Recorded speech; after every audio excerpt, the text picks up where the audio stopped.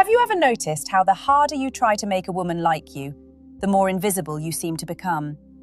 That question makes a lot of men uncomfortable because somewhere inside, they already know the answer.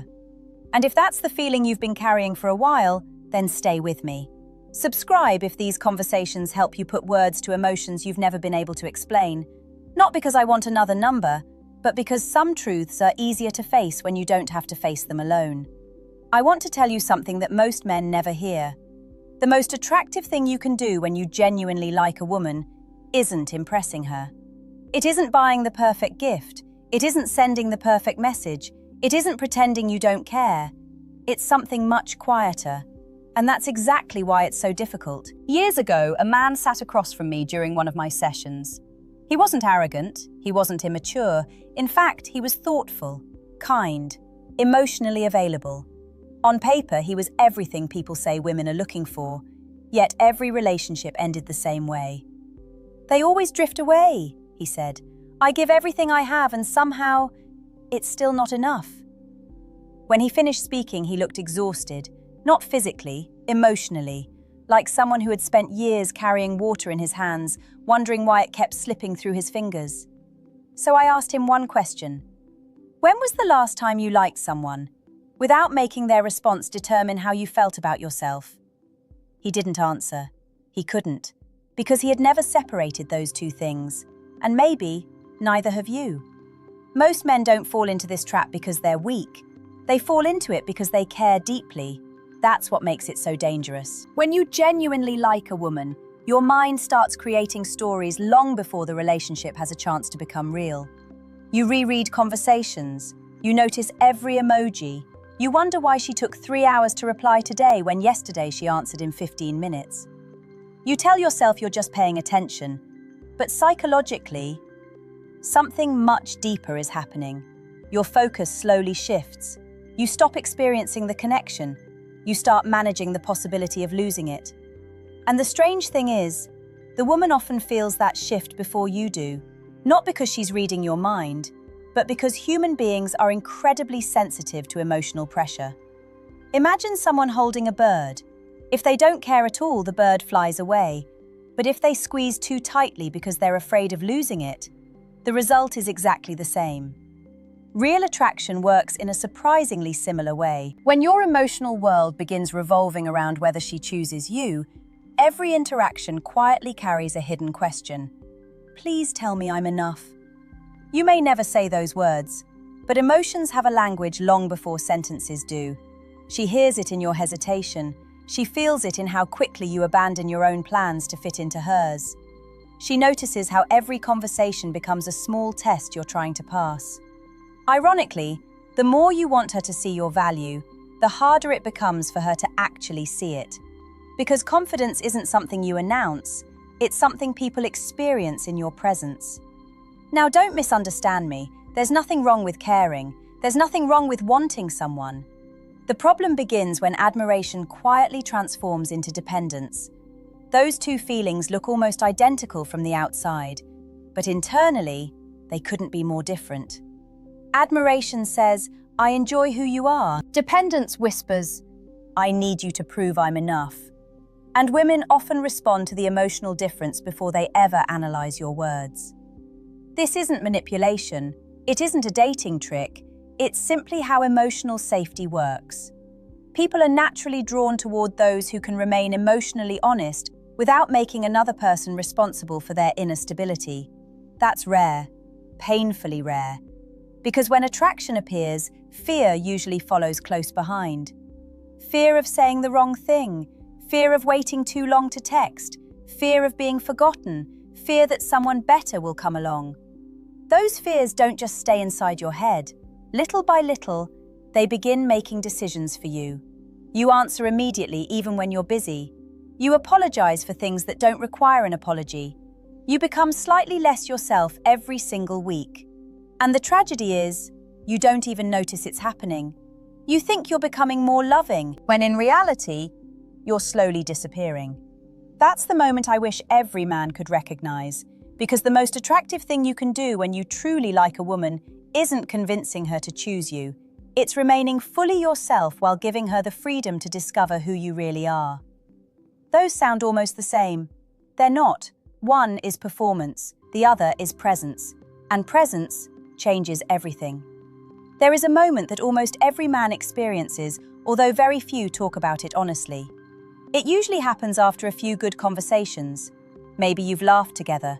Maybe you've shared pieces of your lives that you don't normally tell people.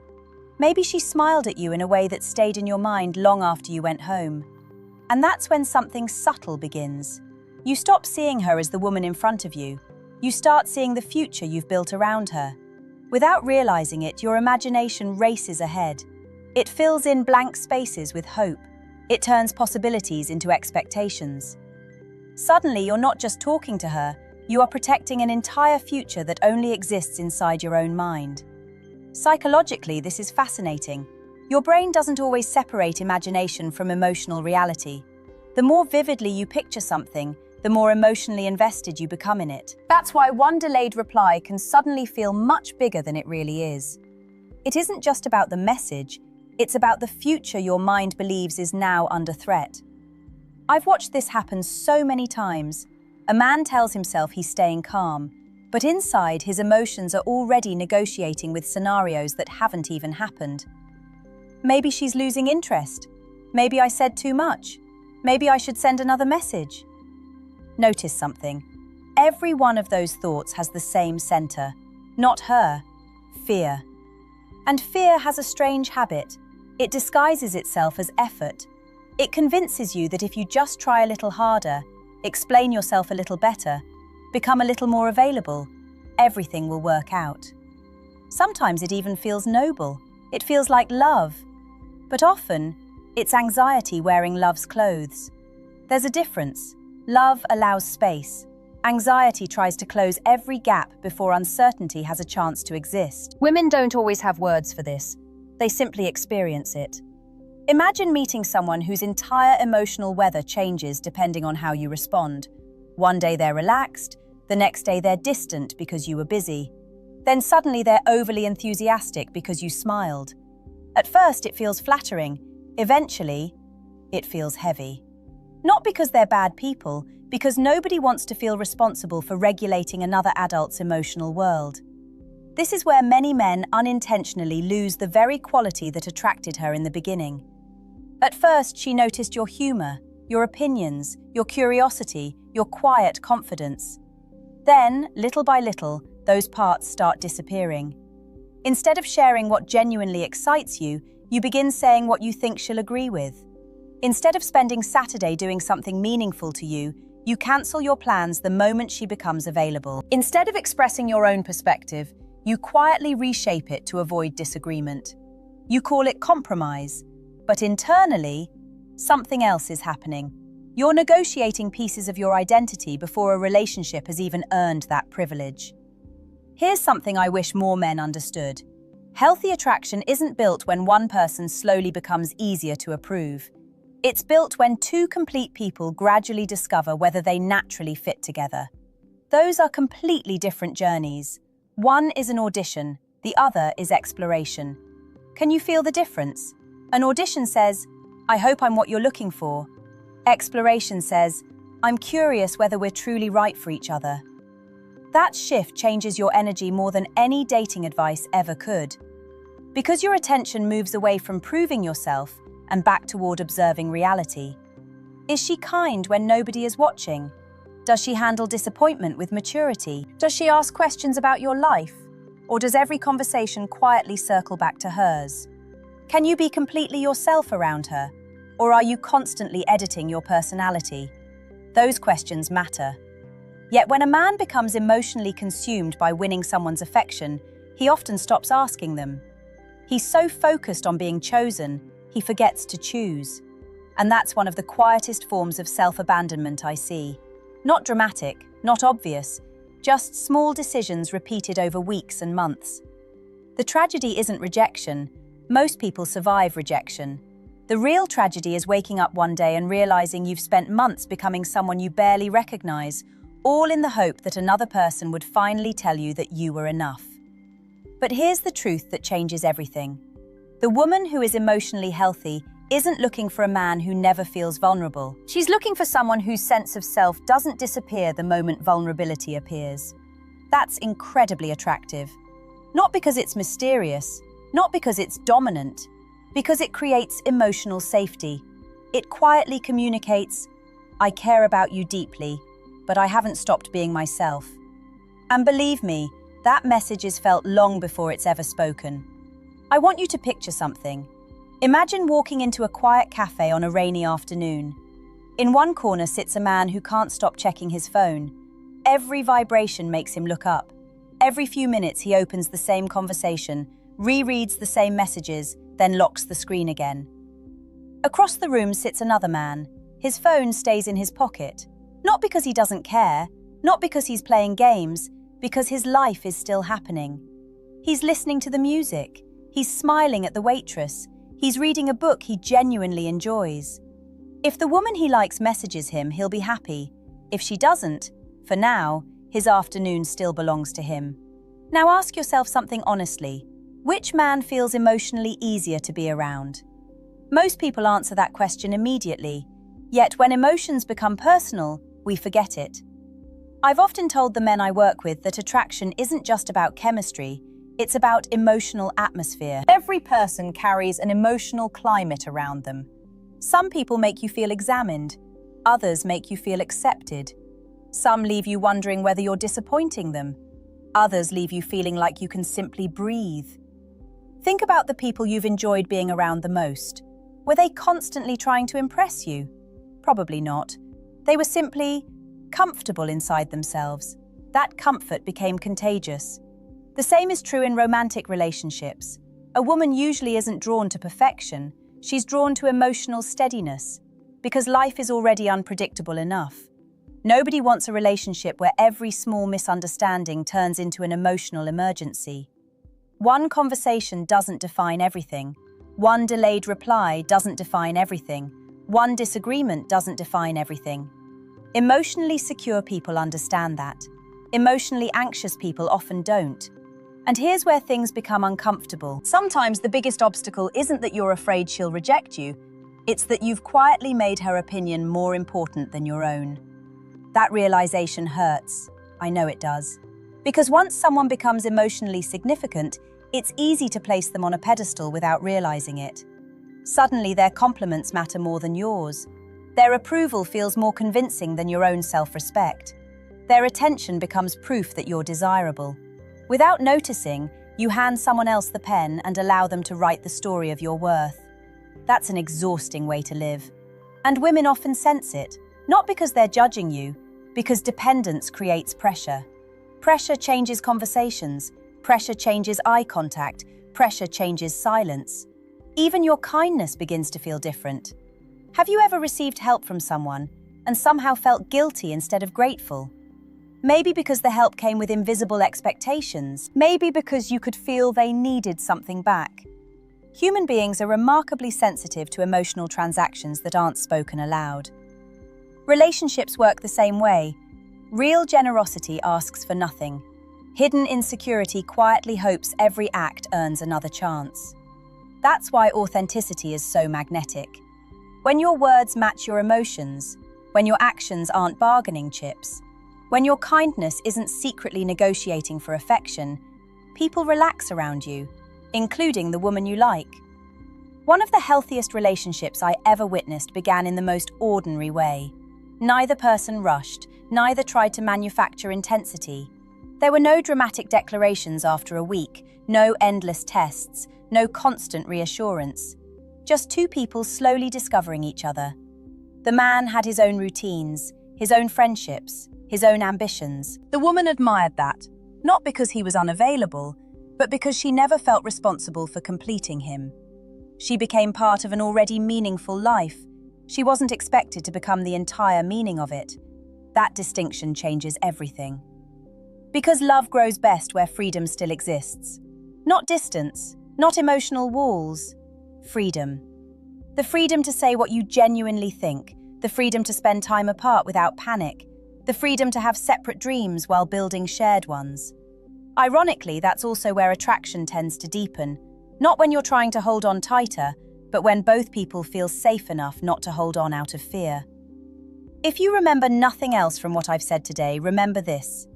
The most attractive man in the room isn't always the loudest. He isn't always the richest. He isn't always the most handsome.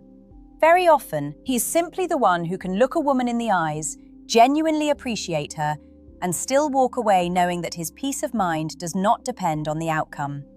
That's not emotional distance, that's emotional maturity. And once you experience the difference, you'll never confuse the two again. There's another truth that most men don't hear until life forces them to learn it. Sometimes, the moment you stop trying to be irresistible is the moment people finally get to see who you really are. I know that sounds backwards, because everything around you says the opposite. Be more impressive, be more interesting, have better stories, say the perfect thing, never let the conversation slow down, always know what to text next. But think about the people who have made the deepest impression on you. Were they performing every second? Or did they simply make you feel like you were sitting with someone who had nothing to prove? Years ago, I met a man who had convinced himself that confidence meant always having the right answer. If there was silence, he filled it. If there was disagreement, he defended himself immediately. If a woman mentioned another man, he quietly compared himself, even if he never admitted it aloud. He believed he was showing strength. What he was actually revealing was fear. Because confidence doesn't rush to erase uncertainty. It can sit beside uncertainty without losing itself. That's a very different experience. One evening, he told me about a date that he believed had gone terribly. There were these long pauses, he said. I thought she was getting bored, so I kept talking. What happened after that? I asked. He smiled awkwardly. I don't really know. I barely remember what she said. That answer stayed with me, not because it was unusual, because it's incredibly common. He had become so focused on managing her perception that he completely stopped experiencing the moment itself. He wasn't listening anymore, he was performing. And performance is exhausting, not only for the person doing it, but also for the person watching it. Women often describe this feeling without using psychological language. They'll say things like, I couldn't really connect with him. Something felt off. He was nice, but I didn't know who he really was. Most of the time, they aren't criticizing the man. They're describing the absence of emotional presence. Because when someone is constantly trying to be liked, their attention leaves the conversation. It turns inward. They begin monitoring themselves instead of meeting the person in front of them. Did I say the wrong thing? Was that joke funny enough? Should I text tomorrow or wait? Those questions consume so much mental space that genuine curiosity quietly disappears. But here's what emotionally healthy attraction looks like. You ask questions because you truly want to know the answers. You laugh because something is genuinely funny. You disagree respectfully because pretending agreement would feel dishonest. You compliment her because you mean it, not because you're hoping it earns you something. Do you see the pattern? Every action comes from truth, not strategy. And truth has a strange kind of calmness. It doesn't rush, it doesn't chase, it doesn't panic every time life becomes uncertain. That calmness is incredibly attractive because it's incredibly rare. Most people spend years trying to control how they're perceived. Very few spend time becoming someone they genuinely enjoy being. Those are completely different goals. One depends on the audience, the other depends on your relationship with yourself. And here's something that may surprise you. Women notice when a man respects his own boundaries. Not harsh boundaries, not coldness, healthy ones. If you're tired, you don't pretend you're full of energy. If you're busy, you don't abandon your responsibilities to prove your interest. If something bothers you, you express it with honesty instead of hiding it until resentment grows. That's emotional consistency. It creates trust. Because people begin to believe your words. They don't have to wonder whether you're saying what you think they want to hear. They know they're meeting the real you. And the real you, even with flaws, is infinitely more attractive than a carefully edited version that exists only to avoid rejection. So the next time you find yourself wondering how to make a woman like you more, pause for just a moment. Ask yourself a different question. What would I do right now if I wasn't trying to earn approval? That single question has a remarkable way of bringing you back to yourself. Maybe you'll send the message. Maybe you won't. Maybe you'll ask her out. Maybe you'll realize the connection isn't as balanced as you hoped. Whatever the answer is, at least it will belong to you. Because the strongest relationships are never built by one person constantly trying to become enough. They're built by two people who have already learned that their worth isn't something another person gets to decide.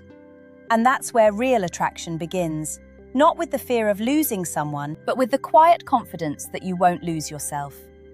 Let me tell you something I wish every man understood before he ever fell deeply for someone. You can do almost everything right and still not be the right person for her. At first, that feels unfair. Your mind immediately starts searching for a mistake. Maybe you weren't confident enough. Maybe you texted too much. Maybe you should have waited another day before asking her out. Maybe if you had been funnier, more successful, more mysterious, things would have turned out differently. Sometimes they might have, but many times they wouldn't. And accepting that truth is one of the most freeing things you'll ever do, because it shifts your attention away from endlessly fixing yourself for one person's approval and toward becoming the kind of man who lives honestly, regardless of the outcome. I remember a conversation with a client who couldn't stop thinking about one woman months after they had gone their separate ways. He wasn't angry. He wasn't bitter. He was simply stuck. Every memory became evidence that he had lost something extraordinary. As we talked, I asked him to describe her. He spoke for nearly 10 minutes. He described her smile, her laugh, her intelligence, the way she made ordinary conversations feel effortless. Then I asked a different question. What do you think she admired about you? The room became quiet, not because he didn't have good qualities, because he had spent so much time studying her that he had stopped seeing himself. That happens more often than people realize. When attraction becomes one-sided emotionally, your attention narrows. You become an expert on someone else's needs, moods, and habits, while becoming a stranger to your own. You know what makes her laugh, but you forget what brings you peace. You know when she's having a difficult day, but you haven't asked yourself how you've really been feeling in weeks. Without intending to, you slowly disappear from your own life. And that's the paradox. The more completely you disappear, the less room there is for someone to genuinely know you. After all, how can someone fall in love with the real you if you've hidden that person beneath constant adaptation? Real intimacy doesn't happen because one person perfectly meets every expectation. It happens because two imperfect people gradually feel safe enough to stop pretending. Think about that for a moment. The relationships that last are rarely the ones built on endless performance.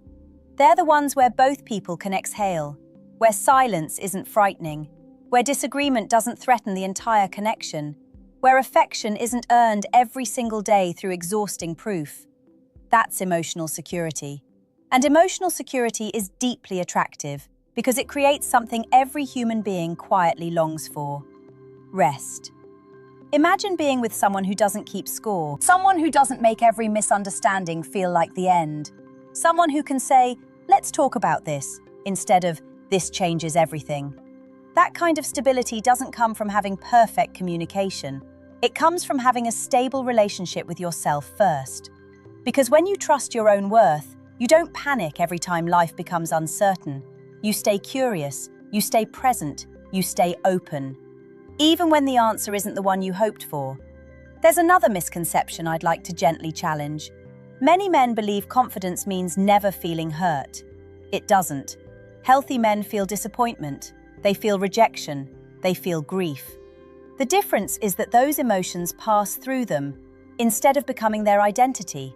They don't conclude, "She wasn't interested, therefore I'm not enough." They simply recognize, "This connection wasn't meant to become what I imagined." Those are completely different conclusions. One destroys self-respect, the other protects it. And women often notice that difference. Not because they're evaluating you like a test, but because emotional resilience creates a quiet sense of safety. You become someone who can experience strong feelings without asking another person to rescue you from them. That isn't emotional distance, it's emotional responsibility. So if there's one habit I hope you leave behind after today, it's this quiet habit of measuring your value by someone else's enthusiasm. Some days she'll be excited, Some days she'll be distracted. Some days life will pull her attention somewhere else entirely. That's being human. Don't build your identity on moments that were never meant to carry that much weight. Build it on something steadier. Build it on the man you continue becoming, whether someone is watching or not. So let me leave you with one final thought. Imagine yourself a year from now, not with a different face, not with a more expensive car, not with some perfectly crafted personality that finally makes every woman notice you. Imagine something much quieter. You wake up, and your first thought isn't whether she replied. You go to work with your attention fully where it belongs. You laugh with your friends without checking your phone every few minutes. You pursue the goals that mattered to you before you ever met her. And then, one afternoon, your phone lights up with a message from a woman you genuinely like. You smile. You feel happy. But something has changed. Her message adds joy to your day. It doesn't determine whether your day has value. That difference may sound small. It isn't. It's the difference between sharing your life and handing your life away. As a psychologist, I've learned that people rarely regret loving someone. What they regret is losing themselves while trying to be loved. Those are two very different kinds of pain. Loving someone is one of the most beautiful experiences we have.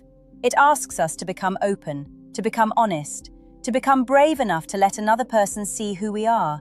There's nothing weak about that. What's heartbreaking is when openness slowly turns into self-erasure. When your routines disappear, your passions grow quiet, your friendships fade, your standards become negotiable, and your happiness starts waiting outside someone else's door. No relationship can carry that weight forever, not because people don't care, because they were never meant to become another person's entire emotional foundation. The healthiest love has room to breathe. It allows two complete lives to meet, not one life to disappear into another. If a woman chooses you, wonderful. Celebrate it, protect it, nurture it with honesty, patience, and respect. If she doesn't, let yourself feel the disappointment. Don't pretend it doesn't hurt. Real strength isn't refusing to feel pain. Real strength is allowing yourself to feel it without letting it convince you that you're somehow less valuable. Because here's what I've noticed after years of listening to people's stories. The men who become deeply attractive over time aren't usually the ones chasing attention. They're the ones who continue becoming more themselves. They keep learning. They stay curious. They care about their health. They build meaningful friendships. They protect their integrity even when no one is watching. When love enters their life, it becomes something beautiful they share, not something they desperately cling to. And ironically, that's often what makes love feel safest for the woman standing beside them. Not perfection, not mystery, not endless confidence, just quiet emotional stability. The kind that says, I choose you because I genuinely enjoy who you are, not because I need you to complete who I am. Read that again in your mind, because that sentence captures the heart of everything we've talked about today. The most attractive thing you can do when you like a woman is surprisingly simple. See her clearly, appreciate her honestly, express your interest with courage. Then continue living a life that reflects your own values, your own purpose, and your own self-respect. If she walks beside you, you'll meet her as your authentic self. If she walks another path, you'll still have the one thing no rejection should ever take from you: your identity, your peace. Your ability to wake up each morning knowing that your worth was never waiting for someone else to approve it. And perhaps that's the quiet secret so many people spend years searching for. The strongest attraction isn't created by trying harder to be chosen. It's created when another person meets someone who has already chosen to remain true to himself. If these words resonated with something you've been feeling but couldn't quite explain, stay with this journey. There are more conversations ahead, not to tell you who to become, but to help you understand who you've been all along.